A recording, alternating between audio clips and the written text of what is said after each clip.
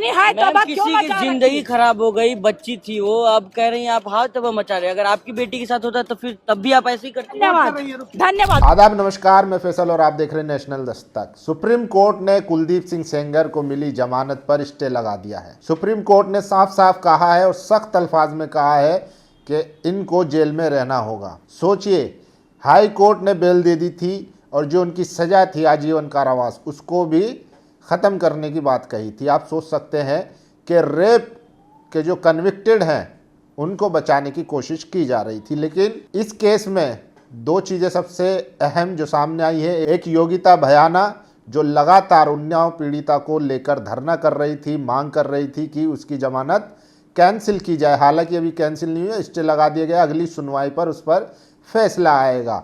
लेकिन सोचिए, कल जिस तरीके से जंतर मंतर पर कुलदीप सिंह सेंगर के समर्थन में एक महिला और एक पुरुष उतर के आए और उनका समर्थन कर रहे थे, सोचिए ये कितना खतरनाक है। और ये पहला मामला नहीं है, इससे पहले इसकी शुरुआत हुई थी आसिफा से। कठुआ में आसिफा 7 साल की बच्ची थी, उसका रेप करके हत्या कर दी गई थी और आरोपी जो थे वो बीजेपी से जुड़े हुए थे। लेकिन एक भीड़ ने आरोपियों के समर्थन में रैलियां निकाली जिसकी अगुवाई बीजेपी के नेता कर रहे थे और ये सिलसिला वहां से शुरू हुआ। पहले लोगों को लगा कि मुसलमानों के खिलाफ नफरत में ऐसा किया जा रहा है, लेकिन फिर ये मामला आ जाता है हाथरस में। हाथरस में एक दलित बेटी के शव को जला दिया जाता है प्रशासन द्वारा, उसका रेप करके।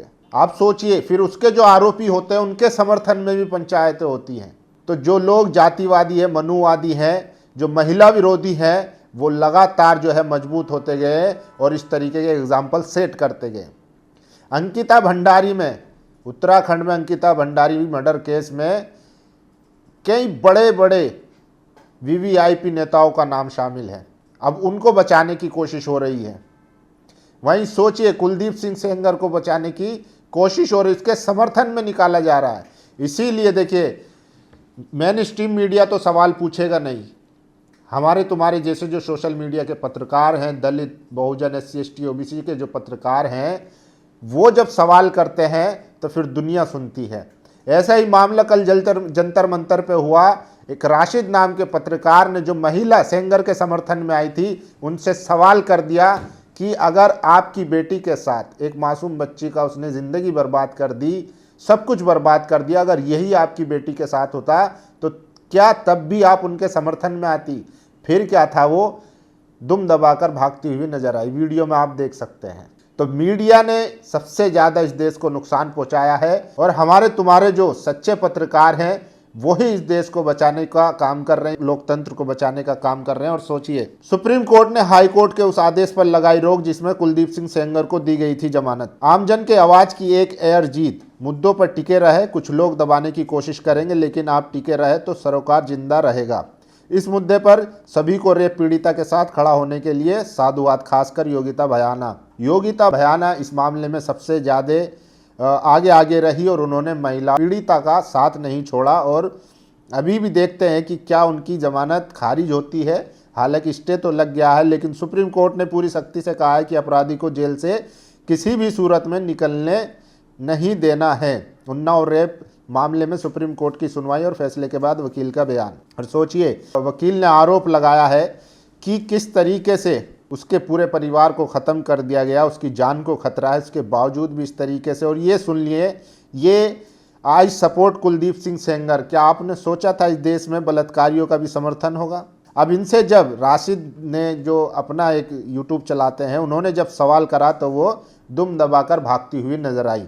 तो ऐसे जो स्टूडियो में बैठकर मुर्गे लड़वाते हैं, क्या उनमें कभी इतनी हिम्मत होगी कि वो इस पर डिबेट भी कर सकें? तो ऐसे लोगों को भी सपोर्ट करने की ज़रूरत है। सोचिए, इस पत्रकार को सलाम जिसने सीधे सवाल बलात्कारी कुलदीप सिंह सेंगर के समर्थन में आई महिला से पूछा कि अगर आपकी बेटी के साथ ऐसा होता तो क्या आप तब भी ऐसे ही समर्थन करती?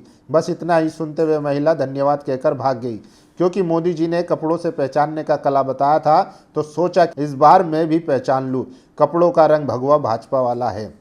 सोचिए, एक सवाल से ये लोग घबराकर भाग गए। तो ऐसे तमाम हजारों जो SC ST OBC माइनॉरिटी के पत्रकार हैं, ऐसे और पत्रकारों की ज़रूरत है, क्योंकि गोदी मीडिया और जातिवादी मनुवादियों से लड़ना, उनका काउंटर करना, बहुत बड़ा काम है और राशिद जैसे पत्रकारों की ज़रूरत है समाज को, देश को, ताकि कुलदीप सिंह सेंगर के समर्थन में आए लोगों से सवाल किए जा सके। रूबी का अंजना जो महिलाओं के लिए, मुस्लिम महिलाओं के लिए इनका कलेजा पसीजता रहता है, लेकिन एक हिंदू बेटी जो सड़कों पर दर दर ठोकरें खा रही है, इंसाफ की गुहार लगा रही है, उसके समर्थन में इन्होंने एक सवाल तक नहीं पूछा, ना कोई डिबेट करी। तो आप लोगों की क्या राय है? क्या सुप्रीम कोर्ट ने स्टे लगाकर सही किया? और सही किया तो ये कब तक रहेगा? क्योंकि जिस तरीके से पीड़िता ने आरोप लगाए हैं कि जज साहब तक बिक चुके हैं, वो आते हैं खड़े खड़े बिना कुछ सुने फैसला सुना के चले जाते हैं। तो क्या ये स्टे परमानेंट रहेगा? क्या जमानत याचिका खारिज हो जाएगी अगली सुनवाई में?